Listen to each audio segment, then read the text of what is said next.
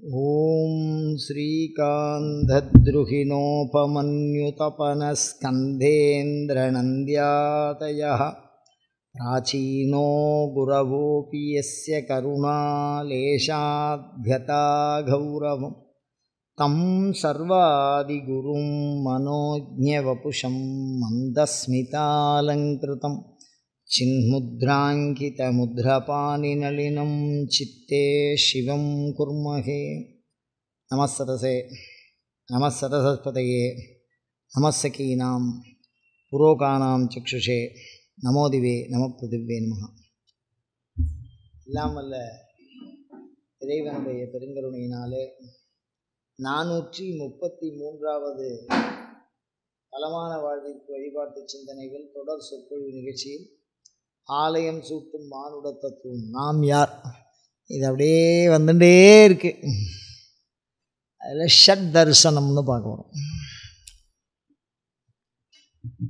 பொதுவாக ஷட்டுன்னா 6ன்னு அர்த்தம்.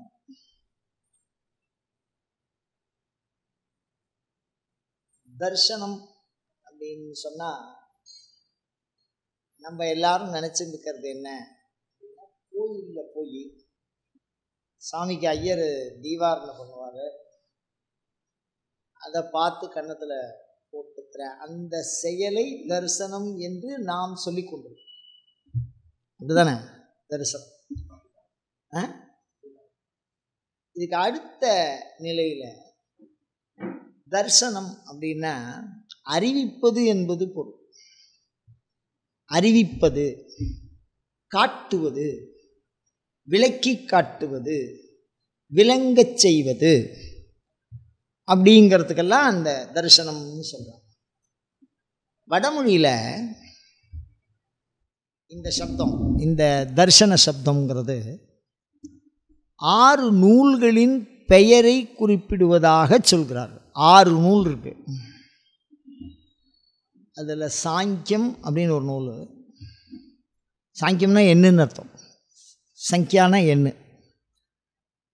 25 தத்துவங்களை, அந்த 25க்கு மேலே அது போகாது, அதோடு நின்றுடும். அந்த 25 எண்ணு அதை ஏற்றவும் முடியாது, இறக்கவும் முடியாது. அது ஒரு தத்துவம்.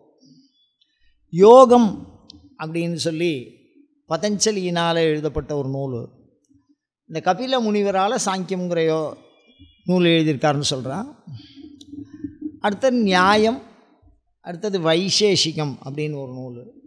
அதுக்கப்புறம் பூர்வ மீமாம்சா, உத்தர மீமாம்சான்னு சொல்லுவோம். வேதம், வேதாந்தம்.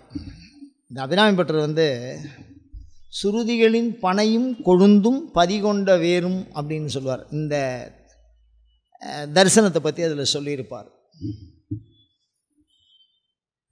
இந்த நூல்களின் பெயரை ஷட் தரிசனம் அப்படின்னு சொல்வார். அந்த நூல் என்ன சொல்கிறது அது ஒரு பக்கம். அதெல்லாம் ஒரே நாளில் எல்லாம் சொல்லிலாம் முடிக்க முடியாது. ஏதோ அப்படி ஒரு நூல் இருக்குது, ஷட் தரிசனம்னு ஒன்று இருக்குது அப்படின்னு சொல்கிறோம். எந்த ஒரு மனிதனாக இருந்தாலும் சரி, பூவுலகத்தில் மனிதனாக பிறந்துட்டானா, மானுட பிறப்பை ஒண்டியும் நான் சொல்கிறேன், மானுட பிறப்பாக இருந்தான்னா அவனால் 5 வகை புலன்கள், மனது, இதை சேர்த்து தான் எல்லாமே. இந்த 5 வகை புலன்களும் ஒன்றாக இணைக்கும் கருவி மனது. அதனால் இந்த ஆன்மாவுக்கு, இது உள்ளுக்குள்ளே ஆன்மா இருக்குதுன்னு சொல்கிறா, இந்த உடம்புக்குள்ளே. இந்த தலையில் 5 புலன் இருக்குதுன்னு சொல்கிறா, ஞானேந்திரியம்னு சொல்கிறா, புலன் இருக்குதுன்னு சொல்கிறா. அந்த 5 புலன்களையும் இணைக்கின்ற ஒன்று, அதை அந்த கரணம் என்று சொல்லுவோம். ஏதோ எனக்கு உள்ளே இருக்குது. அப்போ இந்த மனது, இதன் வழியாகத்தான் நாம் இந்த உலகத்தை அறிந்து கொள்ள முடிகிறது, அனுபவிக்க முடிகிறது. இந்த வழி இல்லைன்னா நமக்கு அந்த விஷயம் அனுபவிக்க முடியாது. அதுவும் ஷட் தரிசனம்னு சொல்கிறார். இதுக்கப்புறம் இதுக்கு முன்னாடி நம்ம பார்த்தோம் என்னென்னா ஷட் சக்கரம் பார்த்தோம். அந்த ஷட் சக்கரத்தினால 6 வகை தரிசனம் கிடைக்கிறதுன்னு சொல்கிறார். மூலாதாரத்திலேருந்து சுவாதிஷ்டானம், சுவாதிஷ்டானத்திலேருந்து மணிபூரகம், மணிபூரகத்திலேருந்து அப்படி ஒவ்வொரு சக்கரமாக ஏறி மேலே நம்ம ஆன்மா பயணிக்கிறது மாதிரி சொல்லி அதில் ஒவ்வொரு கட்ட மேல்நோக்கு பயணத்திலேயும் ஆன்மாவுக்கு ஒவ்வொரு விதமான ஒரு அனுபவம் தோன்றும். அது எப்படி இருக்கும் அப்படின்னு கேட்டால், நம்ம டிவியில் சேனல் மாற்றுற மாதிரி ஒரே ஸ்க்ரீன் தான். ஆனால் அதில் நம்ம நிறைய சங்கரா சேனல், ஜோதி, அது மாதிரி நிறையா சேனல், நான் வந்து பேரை சொல்கிறேன்னு நீங்கள் நினைக்காதீங்க, நான் சங்கராவில் சொல்கிறதுனால எனக்கு டக்குன்னு அது வருது. அந்த மாதிரி ஏதோ ஒரு அவங்கவுங்களுக்கு என்னென்ன சேனல் பிடிக்குமோ அதை என்ன பண்ணிக்கிறாங்க, அவங்க அதை வரிசலாக வச்சுருக்காங்க. அது ஒரே ஸ்க்ரீன் தான், ஆனால் அதில் எல்லாம் தெரியுது. அந்த மாதிரி இந்த ஒரே உடலுக்குள் அறுவகை உலகத்தோடு தொடர்பு. அறுவகைன்னு சொல்கிறத விட 7ன்னு சொல்கிறது சிறப்பு என்றாலும் 6 தான் இங்கே நமக்கு எடுத்துன்னு இருக்கோம். இப்போ 7வதுங்கிறது இறைவனோடு 2 கலத்தலுக்கு உண்டான பிறகு. அங்கே உலகம் இல்லை, சர்வ வியாப்தியாக போயிடுது. அதனால் அந்த 6 இடம், இந்த விஷயத்தையும் ஷட் தரிசனம் அப்படின்னு சொல்கிறான். இப்போ ஷட் தரிசனம் ஏதோ சொல்லி சொதப்புறேன்னு மாத்திரம் உங்களுக்கு புரியுது, ஆனால் என்ன சொல்ல வரேங்கிறது இன்னும் புரியல. இப்போ ஒன்று ஒன்றா பார்ப்போம். ஜபம் பண்ணுறமோ இல்லையோ, ஜபம், பஞ்சாட்சர ஜபம், ஷடாட்சர ஜபம் எதுவாவது பண்ணினா அவளுக்கு சுவாமி 6 தரிசனத்தை கொடுப்பார். ஜபம் அத்தனை பேருக்குமே அவாவா பொருளில் பதில் சொல்கிறா. இப்போ 6 வகையில் எப்படி காட்சி கொடுப்பார் அப்படின்னா, 6 வகை புலனுக்கும் உணரச் செய்வார். இந்த 5 வகை புலன் ஒரு மனது, இது 5 + 1 6. இவைகளுக்கு ஜபத்தின் வழியாக சுவாமி நமக்கு புலப்படுத்துவார். ஒரு உதாரணம் சொல்கிறேன் பாருங்கள். இப்போ நான் வந்து பஞ்சாட்சரம் ஜபம் பண்ணுறேன்னு வச்சுக்கோங்க. இந்த ஜபம் பண்ணோன்னா முதல்ல கண்ணுக்கு வந்து சாமி தெரியணும். அப்போ தெரியும் போது என்ன ஆகும்னு கேட்டிங்கன்னா, ஸ்தூலமாக நம்ம பஞ்சாட்சரம் ஒரு 5 லட்சம் 6 லட்சம் அதுக்கு மேலே ஏறிண்டே போச்சுன்னு வச்சுங்களேன். அதெல்லாம் நம்ம அதுக்கிட்ட போகிறதுக்கு வாய்ப்பே இல்லை. நம்ம ஏதோ காலம்புற ஒரு தடவை சொல்கிறோம், சாயந்தரம் ஒரு தடவை சொல்கிறோம், அந்த மாதிரி ஒரு லெவலில் இருந்து நம்ம அதெல்லாம் சிந்திக்க முடியாது. நான் சொல்கிறது இதே வேலையாக இருக்கணும். அது மாதிரி ஒரு 5 லட்சம்லாம் தாண்டி போகும்போது என்ன ஆகும்னு கேட்டிங்கன்னா, நீங்கள் எதை பார்த்தாலும் அது பஞ்சாட்சரத்தினுடைய சம்மந்தப்பட்டதாக இருக்கும். நீங்கள் இது அனுபவத்தில் தான் பார்க்க முடியும். நீங்கள் சாதாரணமாக நடந்து போயிட்டே இருப்பீங்க, உங்கள்கிட்ட பேசுகிற ஒரு பேர் நடராஜர்னு இருக்கும்.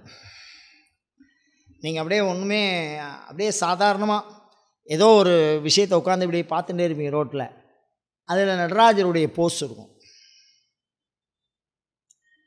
புரியுதா உங்களுக்கு? உங்கள் கண்ணுக்கு வந்து அவர் பட்டுக்கிட்டே இருப்பார். இந்த 5 லட்சம் வந்துருத்துன்னா உங்களை அவர் விடவே மாட்டார். நீங்கள் எங்கே திரும்பினாலும் அந்த பஞ்சாட்சரத்தை நீங்கள் பார்ப்பீங்க. இந்த நடராஜர் அவருடைய விக்கிரகம், இல்லை ஏதாவது ஒரு டிவியை திருப்பிங்க, டிவியை திரும்பி ஓம் நம சிவாயன் பாட்டு பாடும், சிவாய நம்ம ஒன்று ஏதோ ஒரு பாட்டு பாடும். அது மாதிரி நீங்கள் எங்கே திரும்பினாலும் உங்களுடைய கண் வந்து அந்த பஞ்சாட்சரத்தோடு சம்பந்தப்பட்ட சிவபெருமானுடைய தோற்றம் அல்லது உருவம் அல்லது எழுத்து ஏதாவது ஒன்று என்ன பண்ணிகிட்டே இருக்கும், வந்துட்டே இருக்கும். இந்த 5 லட்சம் இதுதான் முதல் தரிசனம். முதல் தரிசனம் அதான். இதுதான் அபிராம்பட்டர் சொல்வார், பார்க்கும் திசைதோறும் பனிச்சிறை வண்டு ஆர்க்கும் புதுமலர் 5 அவர் எங்கே பார்த்தாலுமே வெறும் மலர்களாகவே தெரியும் அவருக்கு. ஒரு லெவலை தாண்டிட்டோம்னா என்னவா இருக்கும், எல்லா விஷயமும் அதுவாகவே தெரிய ஆரம்பிக்கும். அதை தான் தரிசனம்னு சொல்கிறோம். நம்ம சாதாரணமாக உலகில் பார்க்குறத தரிசனம்னு சொல்லலை. பஞ்சாட்சர ஜபம் பண்ணி அந்த ஜபத்தின் வலுவினால் உங்களை சுற்றி நீங்கள் காண்கிற பொருள்கள் சிவத்தின் வெளிப்பாடாக இருப்பதை உங்கள் விழி தரிசிப்பதையே இங்கே தரிசனம் என்று நான் சொல்கிறேன். இப்போ அடுத்தது சப்தம் அப்படின்னு கேட்டிங்கன்னா, எவ்வளோ விஷயம் பாருங்கள். நல்லா தூங்கிக்கிட்டு இருப்போம். நீங்கள் இன்றைக்கி சிவனுக்கு ஏதாவது ஒரு விசேஷம்னு வச்சுக்கோ, அன்றைக்கி அப்பா மாதிரி வரும். எந்தையே ஈசா உடலிடம், இதெல்லாம் சான்று இருக்குது.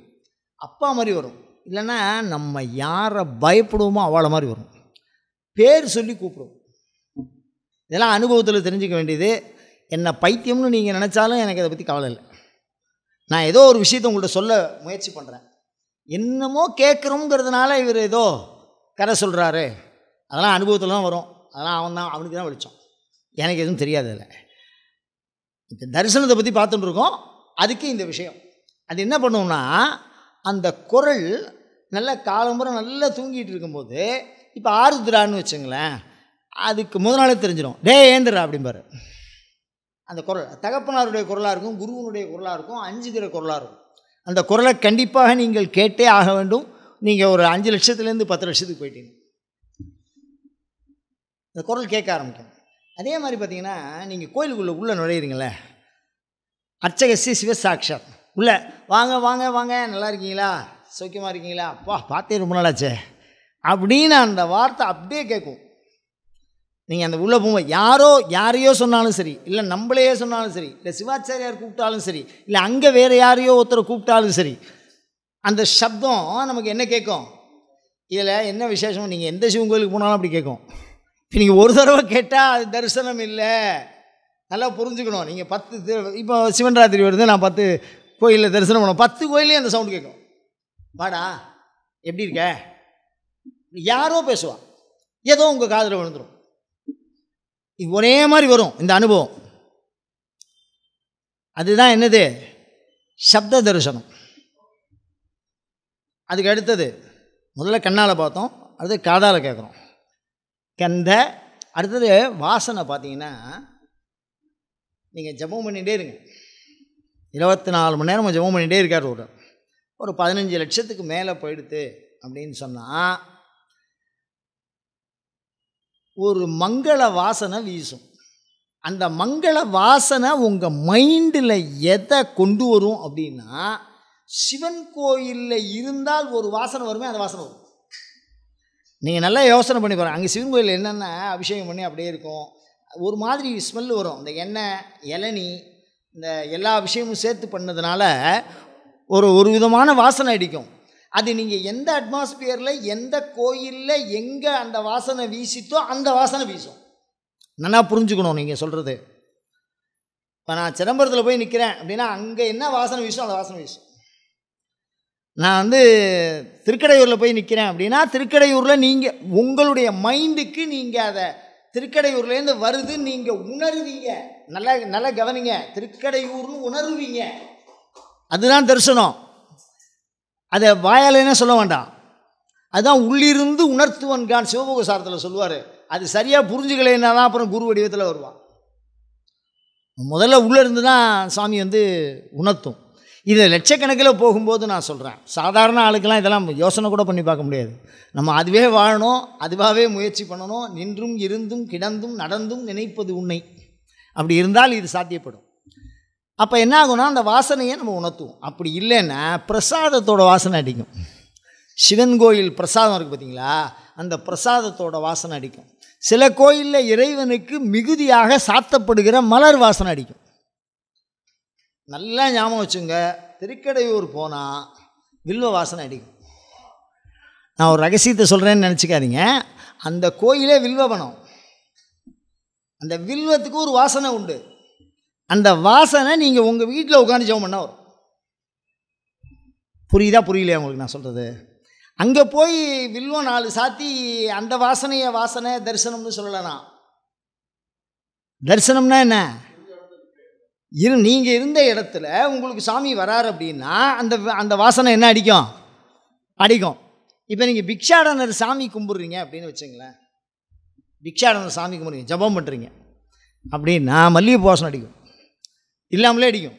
ஏன்னா மோகினி மல்லிகைப்பூ வச்சுன்னா வரும்.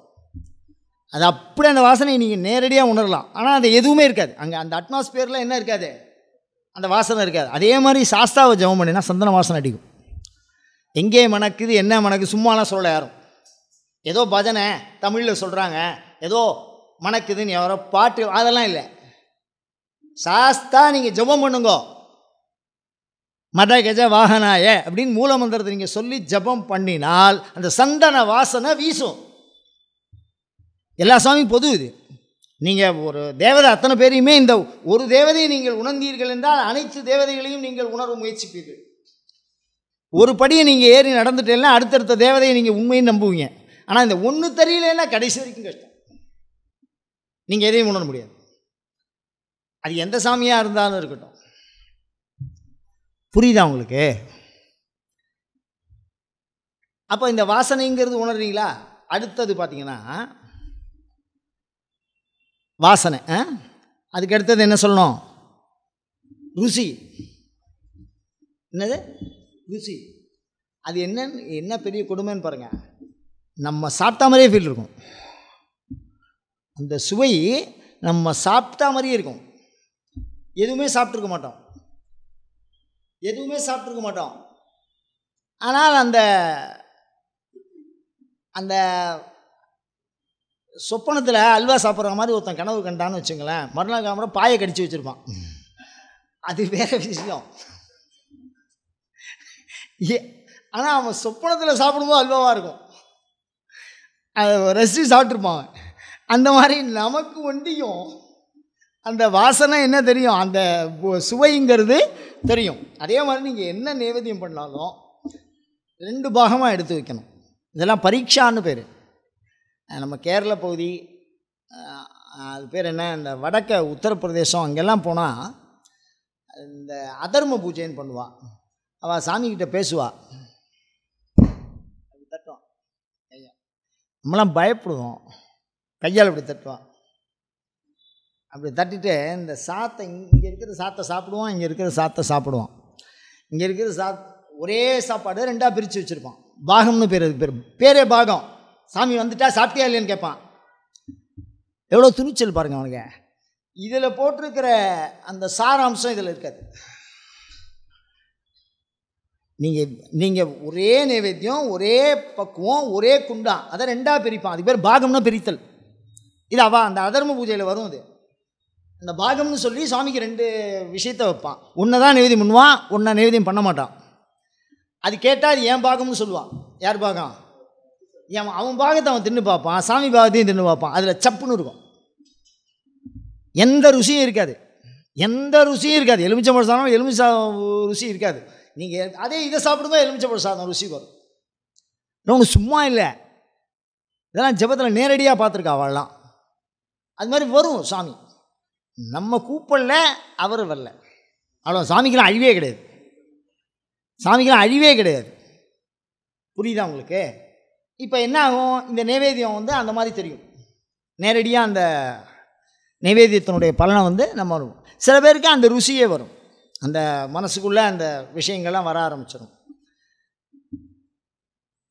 இப்போ நைவேத்தியம் பார்த்தோம். கந்த, ரச, ரூப, ஸ்பர்ஷ, சப்த. ஸ்பர்ஷம், ரசம், அப்படி தானே? ரசம்னா சுவையை பார்த்துக்கணும். ஸ்பர்ஷம்னா சாமி தீண்டுற சத்தம் கேட்குமா அப்படின்னு கேட்டால், நல்லா நீங்கள் பிரமாதமாக உட்காந்து பஞ்சாட்சரத்தை சிதம்பரத்தில் பண்ணுங்க. நான் சொல்கிறேன், இதெல்லாம் நீங்களாம் சோதனையாகவே பண்ணி பாருங்கள். நல்ல உச்சத்தில் தியானத்தில் இருக்கும்போது யாரோ உரசுற மாதிரி இருக்கும், இருக்கிறது நீங்கள் பார்ப்பீங்க.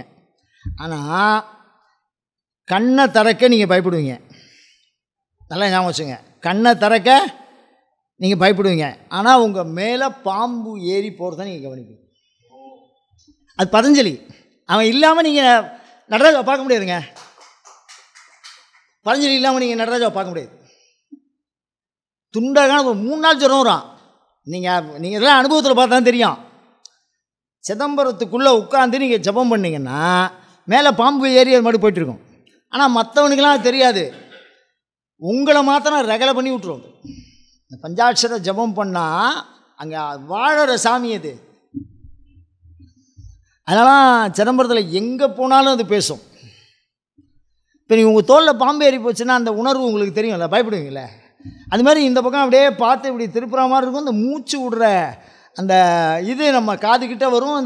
இந்த கண்ணமெல்லாம் அனல் அடிக்கிற மாதிரி இருக்கும். ஒரு புலி அப்படியே மூந்து பார்த்தா எப்படி இருக்கும், செத்துருவோம். வியாக்கிரபாதர் ஒன்றும் பண்ணாது, நம்மளை ஒன்றும் பண்ணாது. ஆனால் இந்த அனுபவம் உங்களுக்கு மட்டும், உங்களுக்கு உள்ளே பஞ்சாட்சரம் ஜபம் பண்ணுறவனுக்கு மாத்திரம் வரும். அப்புறம் அதை எப்படி நான் உண்மைன்னு ப்ரூவ் பண்ணுவேன்? நான் சொல்கிறது உங்களுக்கு புரியுதா? இது நீங்களாக கண்டறிய வேண்டும் உங்கள் வழியில். இதை தான் வள்ளுவன் அப்போவே சொன்னான், எப்பொருள் யார் யார் வாய் கேட்பினும் மெய்ப்பொருள் காண்பது அறிவு. நான் சொல்கிறேங்கிறதுனால எதுவும் வராதுரா, உன் அனுபவத்தில் பட்டாதாண்டா அது வருங்கிறான். மெய்ப்பொருள். வியாக்கிரபாதருடைய மூச்சு விடுற காற்று சப்தம் உங்கள் காதுக்கு வரும், அனல் பறக்கும். அதுவும் இந்த நரசிம்மர்லாம் இருக்க பாருங்க, தெரியாதனமாக ஜெபம் பண்ணிட்டா அது உருமர சத்தம் கேட்கும். இந்த குகை உள்ள இந்த சிங்கம் உருமும்ல, அந்த உருமர சப்தம் கேட்கும். அவனுக்கு மாத்திரம் கேட்கும். எப்படி இருக்கும்? பாதி பைத்தியமா முழு பைத்தியமானு தெரியாது. அதனால தான் குரு இல்லாமல் சில விஷயங்களை செய்யக்கூடாதுன்னு வச்சுருக்கா. சாமியே வந்தாலும் பயந்துருவோம். இப்போ நீங்கள் நடராஜரை பார்க்க, ஏன் இந்த விஷயத்தை உங்களுக்கு சொல்கிறேன் அப்படின்னா, இது சத்தரிசனம். நம்ம அதை பற்றி, சிவனை பற்றி விசாரம் பண்ணுறோம், அதை பற்றி தெரிஞ்சே ஆகணும் அப்படிங்கிறதுனால சொல்கிறேன். நீங்கள் உங்கள் அனுபவம் வேறு மாதிரி இருக்கும். பஞ்சாட்சரம் தரிசனம் பண்ணோன்னா நீங்கள்லாம் ஒரு திரைப்படத்துலையோ இல்லை மற்ற விஷயங்களையோ நீங்கள் அடிக்கடி சிவனை எப்படி பார்க்குறீங்க? ஒரு ஜடையோட, ஒரு சங்கு சக்கரத்தோட, மீசையோட அவரை என்ன பார்க்குறீங்க நீங்கள்? அது மாதிரி இருப்பாருன்னு உங்கள் மனசில் இருக்கும். நீங்கள் ஒரு புலி உங்கள் மூக்குக்கிட்ட மூச்சு விடும்னு யாராவது கற்பனை பண்ணி பார்த்ததில்லை நீங்கள். அவன் 2 பேர்கிட்ட தான் அவர் மாட்டின்னு இருக்காரு. நான் சொல்கிறது உங்களுக்கு புரியுதா? அப்போ அனுபவத்தில் வேறு மாதிரி வரும். அது நீங்கள் பார்க்குற, நீங்கள் உபதேசித்த, நீங்கள் கேட்ட, நீங்கள் பார்த்த, நீங்கள் சிந்தித்த இந்த உலகியல் அனுபவமாக அது இருக்காது. அது முற்றிலும் மாறுபட்டதாக இருக்கும் என்பதை நான் இங்கே வலியுறுத்த ஆசைப்படுகிறேன். இப்போ சாப்பாடு எப்படி இருக்கும்? போயிடும், சுத்தமாக போயிடும். பிரசாதம் சில இடங்களில் வெயிட்டெல்லாம் குறைஞ்சிரும். வெண்ணெய் இருக்குல்ல, வெண்ணெய், அந்த வெண்ணெயை கரெக்டாக நீங்கள் 1/2 கிலோ ஜெபம் பண்ணிவிடுங்க. ஜெபம் பண்ணுறதுக்கு முன்னாடி 1/2 கிலோ நீங்கள் எடை போட்டுங்க. அது மேலே எதுவுமே சேர்க்காதீங்க. ஜெபம் பண்ணி முடிச்சோன்னு குறைஞ்சிரும். இதை உங்களால் ஒத்துக்கவே முடியாது, ஆனால் நிச்சயம். இதெல்லாம் பரீட்சை. ஜபம் சித்தியாக இருக்கான்னு பார்க்குறதுக்கு இதெல்லாம் பரீட்சை. அதே மாதிரி சிவபூஜை பண்ண பூ, சாதாரணமாக நீங்கள் ஒரு பூ வச்சுருங்க, அவர் தலையில் ஒரு பூ வைங்க. அதாவது ஆகமப்படி பூஜை பண்ணி, அதாவது இந்த அனந்தாசனம், சிம்மாசனம், யோகாசனம், பத்மாசனம், விமலாசனம், ஆவாகனம், தீட்சை முறையாக பண்ணி அந்த புஷ்பத்தை சாத்து, சாதாரணமாக அதே புஷ்பத்தை அது பக்கத்திலே வச்சுரு. இது வாடி இருக்கும், அது வாடாது. இது வாடி இருக்கும், அது வாடாது. அவ்வளோ ஆற்றல் இருக்குது சிவபூஜை. ஒன்றும் சாதாரணம்லாம் கிடையாது. நேரடியாக நம்ம மக்களுக்கு அந்த காலத்தில் எல்லாம் ப்ரூவ் பண்ணியிருக்கான். இப்போது இந்த மெய் கிட்ட அந்த தொடர்பு, இந்த வாய்க்கிட்ட இருக்கக்கூடிய ருசி மாற்றம், இந்த மூக்குக்கு வரக்கூடிய வாசனை, இந்த கண்ணுக்கு வரக்கூடிய தரிசனம், இந்த காதுக்கு கேட்கக்கூடிய ஒளி, ஒத்துருமே இருக்காது. மணி சத்தம் கேட்கும், ஒத்துருமே இருக்க மாட்டான். ஆலய மணி சத்தம் அவ்வளோ அழகாக கேட்கும். 4 மணிக்கு ஏந்து பார்க்க வேண்டியதான், சுற்றி ஈத்தி பார்த்துட்டு அப்படியே திருப்பி படுத்துக்க வேண்டியதான். புரியுதா உங்களுக்கு நான் சொல்கிறது? பாடா படுத்தும் பஞ்சாட்சரம். நீங்கள் ஜெபம் பண்ணிட்டீங்கன்னா அந்த மணி சத்தம் கேட்கும். இதை நான் ஏற்கனவே சொல்லியிருக்கேன். ஒரு வெள்ளைக்காரன், அவன் லண்டனில் இருந்திருக்கான். அவன் எவனோ சொன்னாலும் அவனுக்கு உபதேசம் பண்ணி பஞ்சாட்சரத்தை அவன் ஜெபமாக பண்ணி அவனுக்கு ஒரு ஒலி கேட்டுக்கிட்டே இருக்குது, இந்த மணி சத்தம். அவன் எங்கே போனாலும் இது இல்லை, இது இல்லை, இது இல்லை. அதில் காசிக்கு போயிருக்கான் அவன். அதில் யாரோ ஒருத்தட்ட போய் கேட்டு, இது இல்லை, இதெல்லாம் நீங்கள் கேட்க முடியாது, நீங்கள் சிதம்பரத்துக்கு போங்க. அங்கே ஒரு தீட்சிதர் போயிருக்கார், இல்லைன்னா அவனுக்கு அந்த பிராப்தம் கிடச்சிருக்காது. அந்த தீட்சிதர் நீங்கள் சிதம்பரத்துக்கும் சாதாரணமாக வா, எல்லா கோயிலையுமே அந்த ஒரு குருக்கள்லாம் வந்தால் கோயிலுக்கு வாங்கன்னு கூப்பிடுவான். அந்த மாதிரி ஒரு விஷயத்தில் உள்ளே பார்த்தா வாசல்லே குமுறி குமுறி அழுகுறான். அதனால் உள்ளேயே போக முடியல, ஏன்னா இந்த ஒலி அவனுக்கு கேட்டே இருக்கு. இங்கே அடிக்கிற ஒலி, சிதம்பரம் கோயிலில் அடிக்கிற மணி சத்தம், அது இழுத்துன்னு போகும் அப்படியே. நீங்கள் ஒன்றும் பஞ்சாட்சரத்தை ஒன்றும் சாதாரணமான விஷயம்னு நினைக்காதீங்க. பித்தான்னு சும்மாலாம் பாடல சுந்தரர், நம்மளை பைத்தியமாக்கி விட்டு போயிடுவான். உடனே ராஜசேகர சிவாச்சாரியார் சொன்னார், சிவனை கும்பிட்டுவாலாம் பைத்தியமாயிடுவா. அந்த விஷயத்துக்கு தயவு பண்ணி நான் புரிய வைக்க முயற்சி செய்து கொண்டிருக்கிறேன். அதே மாதிரி பார்த்தீங்கன்னா, நீங்கள் ஒவ்வொரு சாமிக்கும் ஒரு மெய்யுணர்வு இருக்குது. இந்த உணர்வு உள்ளுக்குள்ளே மனதுக்கு எப்படி வரும்னு கேட்டிங்கன்னா, நல்ல ஒரு புறச்சூழல் எதுவாகவும் அது இருக்காது. ஆனால் அகச்சூழலில் நீங்கள் பாதிக்கப்படுவீங்க. அகோரமூர்த்தின்னு ஒரு சாமி இருக்குது திருவெண்காட்டில், பார்த்தாலே கொஞ்சம் பயமாக இருக்கும். சூழங்களெல்லாம் வச்சானா அந்த சாமி வருதுன்னா வயரெல்லாம் சொர சொரங்க, ஒரு மாதிரி ஒரு துக்கம் நடந்தால் எப்படி இருக்கும் அது மாதிரி ஒரு சொரசொரப்பை என்ன கொடுத்துருவார்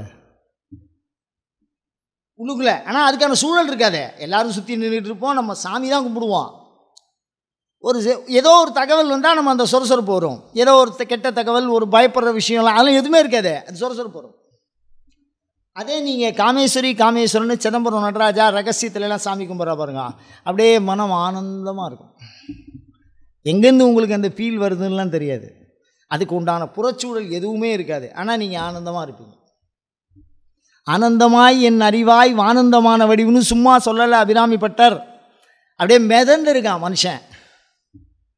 காமேஸ்வர பாவம் உந்தன் திருமண கூலமும் அப்படிம்பார். அப்படி ரெண்டு பேரும் சேர்ந்து ஒரு கல்யாண கோலத்தில் இருந்தால் அவள் ரெண்டு பேருக்குள்ள புருஷனுக்கும் அந்த புதுசாக கல்யாணம் பண்ணிக்கிற அந்த மனைவிக்கும் இருக்கக்கூடிய அந்த ஒரு உள் உணர்வு இருக்குது பாருங்கள், ஒரு மகிழ்ச்சி. அந்த மகிழ்ச்சி உங்கள் உள்ளத்திலே தோன்றும் அந்த சாமி கும்பிடும்போது. இப்போ யமனை ஒருத்தன் கும்பிட்றான்னு வச்சுக்கோங்க, யாருக்கும் உயிர் போகிற மாதிரியே இருக்கும்.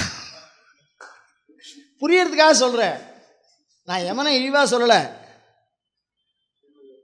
அவனோட பண்பு உடம்போடு உயிர் உறவு அற்று அறிவு மறக்கும் பொழுதும் பார். ஒவ்வொரு தேவதைக்கும் ஒரு பண்பு இருக்கு, அந்த பண்பு நம்ம உள்ளுக்குள்ளே தானாகவே தோன்றி மறையும் அந்த சுவாமி வந்து போகிற இடத்துல. ஆனால் நீங்கள் சொல்கிற மாதிரி 2 நாள் 3 நாள்லாம் இருக்காது, வித் அ செகண்ட். அதனால தான் அவர் அழகாக சொல்கிறார், மாத்திரை இந்த மாத்திரை இதுக்கு வேகமாக தட்டலாம் கையை. ஒன்றுமே புரியலைன்னா அப்புறம் நான் எப்படி தான் பதில் சொல்கிறது சொல்லுங்கள். மாத்திரை பொழுதுனா இந்த செகண்டு தான் அந்த விஷயம். அதுக்கப்புறம் நீங்கள் ஒரு விழிப்புணர்வுக்கு ஆளாவீங்க. இந்த தேவதையினுடைய இந்த சந்நிதி விசேஷம் உங்களை என்ன பண்ணும்னா, இந்த ஜபத்தில் இந்த மாதிரி அடிக்கடி நீங்கள் பார்க்க ஆரம்பிச்சிங்கன்னா அதுக்கப்புறம் வியாதி கொஞ்சம் கொஞ்சமாக வெளில போயிடும். அதுக்கப்புறம் மனசுக்கு ஒரு பெரிய தைரியம் வரும், எதுக்கும் பயப்பட மாட்டீங்க. அப்படியா பார்த்துக்குவோம், என்ன இப்போ எந்த பிரச்சனையாக இருந்தாலும். அது என்ன காரணம்னா, இந்த நெருப்பு பக்கத்தில் இருந்தால் அனல், குளிர் பக்கத்தில் இருந்தால் குளிர் இருக்குல்ல. பனிமலைக்கு போகிறோன்னு வச்சுக்கோ, இமயமலைக்கு போகிறோன்னு வச்சுக்கோ, கை காலம் நடுக்க ஆரம்பிச்சிடும். இந்த மாதிரி பஞ்சாயத்து கட்டின்னு போக முடியுமா? அங்கேயே போய் அப்படியே சமாதி பண்ணிட வேண்டியதான். அப்புறம் அந்த மாதிரி ஒரு பனிக்கட்டி பக்கத்தில் இருந்தால் குளிர் வருமோ இல்லையோ, அந்த மாதிரி ஒரு பண்பு உங்களுக்கு அந்த தேவதையினுடைய சாநித்தியம் உள்ள நுழைய நீங்கள் ஜபம் பண்ண தான் அதை தாக்கு பிடிக்கக்கூடிய சக்தி உங்களுக்கு என்ன வரும். அதுக்கப்புறம் அந்த மாத்திரையிலேருந்து கொஞ்சம் கொஞ்சமாக ஏறும் அந்த பொழுது. அந்த மாத்திரை பொழுது ஏறி அது சொல்கிற ஸ்டேட்மெண்ட் உங்களுக்கு தெளிவாக புரியும், உங்கள் உள்ளுணர்வில் ரொம்ப தெளிவாக புரியும்.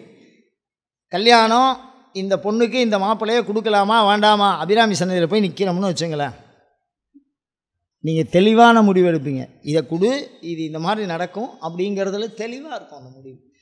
அதே மாதிரி நீங்கள் ஒரு கெடுதலை குறித்து போகணும்னு தடுத்து விட்ருவோம். நிலப்படியில் போகும்போதே குப்பரை விழுவீங்க, நல்லா தானே வந்துக்கிட்டு இருந்தோம். உங்கள் வீட்டுக்குள்ளே யாராவது கெடுதல் பண்ணணும்னு வந்தால் நிலப்படியில் இடிச்சுக்குவான், அதை காமிக்கும், இவன் இந்த எண்ணத்தோடு வரான்டா. இன்னும் பஞ்சாட்சரங்கிறது சத்திய தரிசனம், அந்த மாதிரி விஷயந்தான் இங்கே ஷட் தரிசனம்னு சொல்கிறான். இந்த இடத்துல ஷட்டுங்கிறது மீண்டும் நான் சொல்லுகிறேன், வண்டு மனம். இந்த மனம் இந்த அறுவகை பண்பையும் பெற்று தெய்வீக தன்மையை உணரக்கூடிய சிறப்பு விஷயத்துக்காக தான் இந்த ஜபம் சொல்லப்பட்டிருக்கு. அந்த தெய்வீகத்தோடு ஒரு தடவை நீங்கள் தொடர்பு கொண்டு விட்டால் அதுக்கப்புறம் உங்களுக்கு சந்தேகம் வராது சாமி பேர். அது வர வரைக்கும் கொஞ்சம் கஷ்டம். எது வர வரைக்கும்? அந்த அனுபவம் வர வரைக்கும் நான் என்ன தான் மைக்கு வச்சுட்டு என்ன தான் விஜயன் சார் யூடியூப்பில் போட்டாலும் 500 எபிசோடுக்கு மேலே போயிருந்தாலும் மனசு இறங்கவே இறங்காது. ஒரு தடவை அம்பாளை பார்த்துட்டு ஏன்னா காலில் கொலுசு போடுறான்னா சாதாரண பாதியை கொண்டு வந்து சாத்துறேன்னு கேட்டால் பாருங்க அம்பாள், அவனுக்கு எப்படி இருந்திருக்கு யோசிச்சு பாருங்கள். அந்த கொலுசை மாட்டி விட்டு உனக்கு எப்படி இருந்திருக்கும், ஜென்மான்றதுக்கு மறக்க மாட்டான் அவன், அப்படி தானே? லலிதா சகஸ்ரநாமத்துக்கு பாஷ்யம் எழுதிட்டு இருக்காரு பாஸ்கர் ராயர், கடங்காரன் வந்து சத்தம் போட்டு போகிறான். அபர்ணாய நமஹான்னு எழுதின்னு இருக்கார், கடனை போக்குவோலேன்னு. அவர் அழுதார். வாத்திகாரி பேர் லலிதா. கேட்டா ஏன் அழுவுறீங்க அப்படின்னு. கடன் தானே, அதுக்காக அழுவுறீங்களா? அதுக்கெல்லாம் ஆல்ரெடி நான் எழுதுகிற நாமாவளி பொய்யாயிடக்கூடாது. நீ அவங்கவுங்களுக்கு அவங்கவுங்க பிரச்சனை. ஏதோ ஆத்துக்காரன்னு அவள் கேட்டான். மறுநாள் காலம்புரை பால்கான கடன். அந்த பால்கான கடனை அந்த அம்மா வந்து படிதாண்டா பத்தினி, இந்த லலிதாங்கிறவன். இந்த அம்மா அந்த காலத்தில் அது ஒரு விரதம், படியை விட்டு தாண்டவே மாட்டாங்க, அதுலேயே இருப்பாங்க. இருந்து அப்படியே கடைசி வரைக்கும். அந்த மாதிரி ஒரு பதிவிரத ஒரு படி தாண்டாமல் ஒருத்தவங்க இருக்காங்கன்னா அந்த சாமியே அந்த இடத்துல நின்று போகும். இன்னும் சாதாரணமான விஷயம் இல்லை. பெய்யனே பெய்யும் மழை, அந்த மாதிரி ஒரு வெள்ளம் இருக்கு. அவ்வளோ மாதிரி போய் பணம் கொடுத்துட்டு போயிட்டான் அம்பாள். எங்காத்துக்காரி இந்த படியை தாண்ட மாட்டா, யார் போவா? அம்பாளே கொடுத்துருக்கா. அந்த மாதிரி ஒரு நேரடியான அனுபவம் சபரிமலையில் அதிகமாக கிடைக்கும் நமக்கு. ஆனால் நம்ம அதை கவனிக்கிறது இல்லை, நம்ம அதை கூர்ந்து நம்ம அதை பெற்றுக்கொள்ளுகிற பண்பு இல்லை. மாணிக்க வாசகர் மாதிரி சுந்தரருக்கே பாருங்கள், கல்யாணத்தன்னைக்கு இப்படி பண்ணுறானே, என்ன பைத்தியமாடா நீ அப்படின்னு கேட்கல. ஏன்னா ஒரு கல்யாணம் அழகாக கல்யாணம் ஆகிட்டுருக்கு, குறுக்க வந்து ஏழ்ற மாதிரி பூந்து நீ எனக்கு அடிமை கல்யாணத்தை நிறுத்துன அபசகுணமாக பேசி கடுப்பில் சட்டையை பிடிச்சார். அது வரைக்கும் அவருக்கு என்ன இருக்கு, அவருடைய மனநிலை எப்படி இருக்கு யோசிச்சு பாருங்க. அப்படி ஆகாயத்தில் போய் மறைகிறார். நம்மை பித்தாவின பாடுக அப்படின்னு சொன்னால் உருகாது மனசு இல்லை, விட்டுட்ட மேடன் கதற மாட்டோம் நம்ம. யோசிச்சு பாருங்க, கையில் பிடிச்ச கடவுள் மேலே போய் மறைஞ்சிட்டான. யோசிச்சு பாருங்க, அல்லேன் உனக்கு அல்லேன் இனி அப்படின்னா ஆலா இனி அல்லேன் எனலாமும். அந்த ஓகாரத்தில் வந்து அவ்வளவு வேதனை இருக்கு. ஏன்னா கதறிட்டு வந்திருக்கார், நான் கீழே போனால் உன்னை மறந்துடுவேன்னு. அப்படி எதுக்கு சொல்கிறேன், அவருக்கே அவ்வளோ லேட்டாக புரியணும், நமக்கெல்லாம் எப்படி யோசிச்சுக்கோ. வரவாயின் வந்தவனுக்கே அப்படி, அப்போ நமக்கெல்லாம் எப்படி கொஞ்சம் கொஞ்சமாக தான். அதனால் வாழ்க்கையில் கொஞ்சம் கொஞ்சமாக அப்படியே நம்ம வந்து ஜபம் எடுத்துக்கணும், ஜபம் பண்ணிகிட்டே இருக்கணும். அது பலன் தருதா? நாளை காலம்புரை கடன் தீந்துருமா, மத்தியானம் பிரச்சனை தீந்துடும், அந்த அவசரத்துக்கெல்லாம் வேலை செஞ்சு அவர் வேலை செஞ்சாலும் அது உங்களுக்கு தெரியாது. புரியுதா உங்களுக்கு? எது கொடுத்தாலும் சொல்கிறேன், அந்த அனுபவம் அப்படி உணர்த்தி உணரும். அப்படிப்பட்ட அற்புதமான அந்த விஷயத்தை தான் இந்த இடத்துல ஷட் தரிசனம்னு சொல்கிறான். அவன் ஜபத்தில் சொல்கிற ஒரு விஷயம் வந்து ஒரு கை ஓசை, கண்மூடி காணும் காட்சி. ஒரு கை ஓசை கேட்குமா? கண்மூடி காணும் காட்சி பார்க்க முடியுமா? வாய் மூடி சுவைக்கும் சுவை. சாப்பிடுனா வாய் மூடி சாப்பிடுவீங்களா? வாய் மூடி சுவைக்கும் சுவை அப்படி தானே. மெய் தீண்டா உவகை, மெய் தீண்டினாதான் ஒரு சந்தோஷங்கிறது வரும், தீண்டுறதுங்கன்னு பேர். மெய் தீண்டா உவகை, இதெல்லாம் சாத்தியம், இதெல்லாம் தலைகீழே, இதெல்லாம் தரிசனம். நினையாமல் நினைப்பது, அதை எவ்வளோ அழகாக சொல்லுவாங்க. நினையாமல் சொல்லாமல் சொல்லு. புரியுதா உங்களுக்கு? அப்போ அந்த மாதிரி பண்பு யாராக கொடுக்கணும்? அது கடவுள் வழியை. சுந்தரரே நான் திருவண்ணாமலைக்கு போகணும் வழி சொல்லு அப்படின்னு வேறு ஏதோ ஊருக்கு கேட்குறேன். அதை கொண்டு போய் திருத்துறையில் கொண்டு போய் விட்டா இங்கே போடான்னு காமிச்சு விட்டு போயிடும். அது சொல்கிறது தான் ரூட்டு, நம்ம சொல்கிறது ரூட்டு இல்லை. நாம் ஒரு ரூட்டு கேட்டால் என்ன சொல்லுது, அது ஒரு ரூட்டு சொல்லுது. அதான் சாமி, நம்ம நினைக்கிற விஷயம் இல்லை. நமக்கு எந்த இடத்துல வளமோ பலமோ நிலமோ அங்கே அது கொடுத்துரும். அது மாதிரி ஒரே ஒரு விஷயம், ஒரே சாமியை தான் நீங்கள் ஃபாலோ பண்ணணும். அதில் நான் ரொம்ப எல்லாருக்கும் சொல்ல வேண்டிய விஷயம், கவனிக்க வேண்டிய விஷயம் என்னென்னா, திருப்பெருந்துறையுரை மன்னான்னு தான் சொல்லுவார். அவர் இருக்கிறது சிதம்பரமாக இருக்கட்டும், இல்லை அவர் 48 ஊருக்கு மேலே போயிருக்கார், உத்தரகோசமங்கையாக இருக்கட்டும், யாராக இருந்தாலும் மன்னா அப்படிம்பார். திருப்பெருந்துறையுரை மன்னான்னு சொல்லாமலே இருக்க மாட்டார் வாய் திறந்து. ஞானசம்பந்தர் காட்சி கொடுக்கணும், தோணியை பிறகு கூப்பிட்டுருக்காரு திருவேழி மேலையில். அவருக்கு அவர் தான் அனுக்கிரகம். எந்த மூர்த்தி ஆத்மார்த்த மூர்த்தியோ அந்த மூர்த்தி தான் அவளுக்கு செய்யும். அதனால் முதல்ல இதுக்கு வேகமாக தட்டுங்க. அதே மாதிரி ஒரு ஆத்மார்த்த மூர்த்தியை பிடிச்சுங்கோ. அயம் தர்மஹா உத்தரோத்தராபிவிருத்தி ரஸ்து. அடுத்த வார சிந்தனையாக நாம் யார்? சுப்பிரமணியர். அயம் தர்மஹா உத்தரோத்தராபிவிருத்திரஸ்து.